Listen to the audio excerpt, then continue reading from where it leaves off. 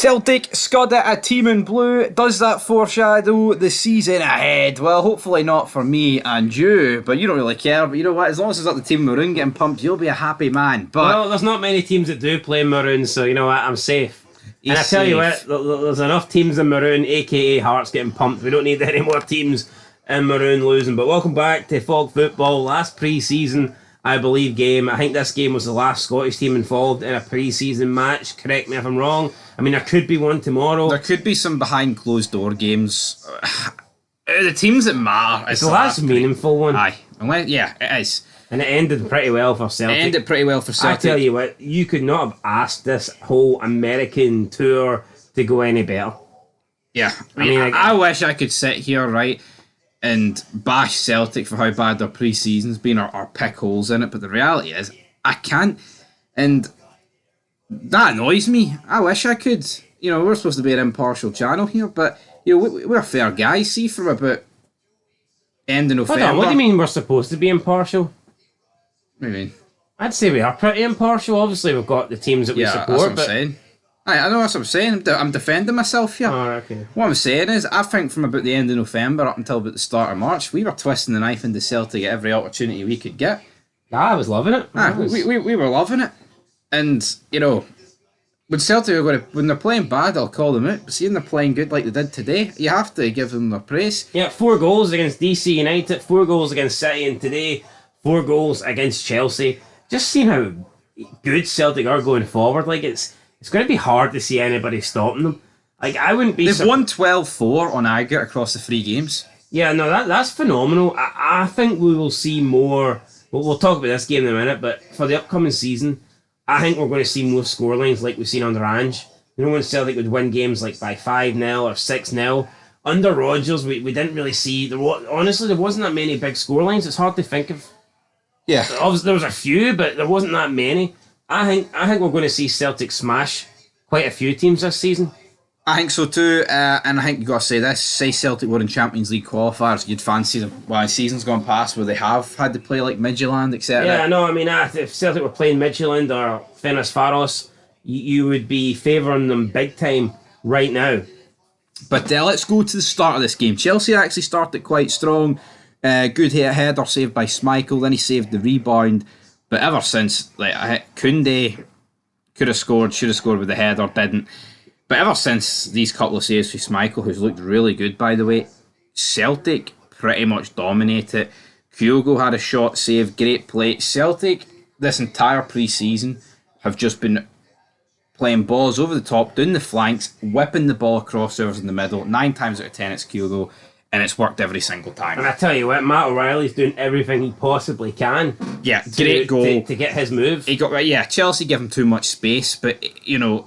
He put it in bottom left, and that's all he's got to do. He's put himself in the shop window. Is it possible to enhance your value in pre-season? Well, I don't know, but if it is, I mean, his value's went up at least a few million. I think it has. From what we've seen the past 2 weeks. You know, because when people argue, he plays for Celtic, he's just did it against Chelsea and City, and people can pretend it's the under-12s. It looks impressive. You know what I mean? And I think the same way, like Butland, for example, has looked really poor in pre-season. You can say it's only pre-season, but you know people will still look at it. But good goal for Matt O'Reilly. Kyogo gets the ball played to him. He misses it. Is it a Kyogo miss or is it a good save for Sanchez? It's kind of in the middle somewhere. Then from the right-hand side, I believe it was Kuhn. It's whipped across to Kyogo. Just no Chelsea player marking him. All he has to do is tap it in. Taps it in. Half-time. Celtic could be about 4-0 up at half-time. To be fair, Chelsea could have scored at the start of the half, but for the last 40 minutes, it was total domination for Celtic. Beginning of the second half, Celtic, again, playing better team. Chelsea, though. Chelsea did create chances, but I think it's mental. I think Celtic got better finishers than Chelsea. I don't care what anybody says. I think they do. See, Raheem Sterling, he was never good at finishing. Seeing Nkunku, it's not worked out for him at Chelsea, and they've just got a bunch of other guys that are pretty pish. It's actually mad to see how far Chelsea have fallen in like 3 short years. 3 years ago, this team was winning the Champions League. Yeah, I think Chelsea's going to struggle again this season. As good as Celtic have looked, okay, and they look good tonight, Chelsea defensively were really poor.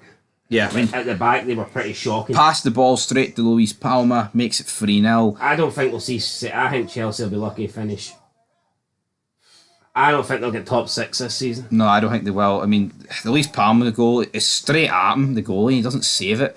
Because you look at the Premier League now, you know, you've actually got a bunch of teams that you expect to be competing. I think Arsenal, City and Liverpool are a step above the rest. And then you've got to factor in United, Tottenham, Aston Villa, Newcastle.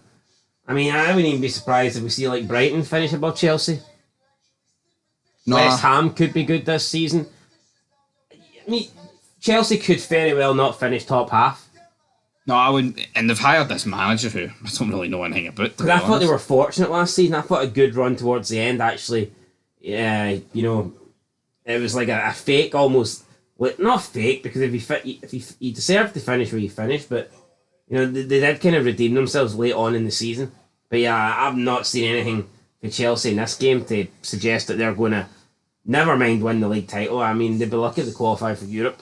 Yeah, any Europe, Conference League, whatever. Ball played over the top to Mikey Johnson, the same Mikey Johnson that looked pants for Celtic, albeit good spell at West Brom, makes it 4-0. I think the goalie could have did better, but I think it's pre-season, right? I know that excuse will get fired out, but I don't think there's a single Celtic player that I could say has looked poor.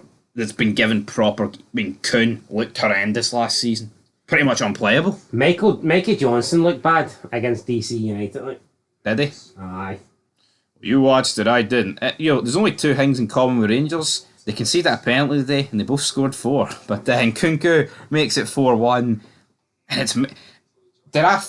Imagine saying before this tour began that 4-1 would have flattered Chelsea getting beat by Celtic. I mean, that's mental. They could have lost by double this. Absolutely bizarre, and it's the perfect pre-season for Celtic. You would expect them to go on and. If Celtic play like this, right, and albeit, better teams, will get more fit going into the Champions League. If they can replicate this in the Champions League, I think they'll do well. I'm not saying they'll go through, but I think they'll get way more points than what they have in a long time.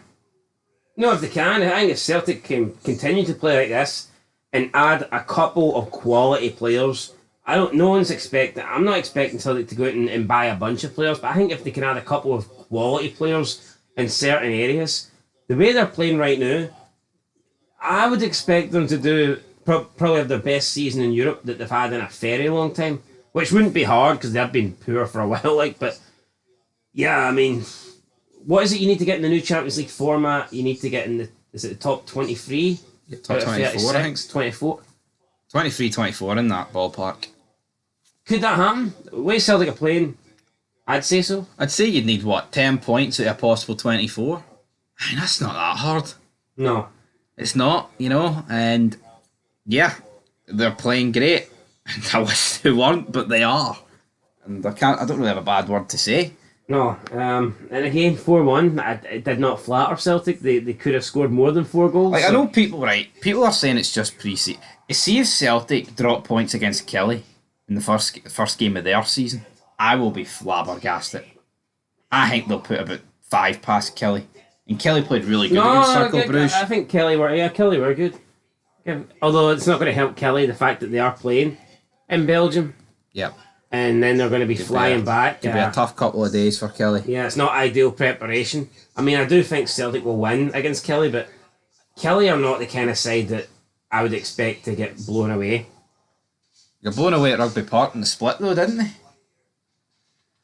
Well, everyone has a bad day, don't they? Everybody's got a price. Anyway, guys, till next time, pre-season's over. Till then, peace.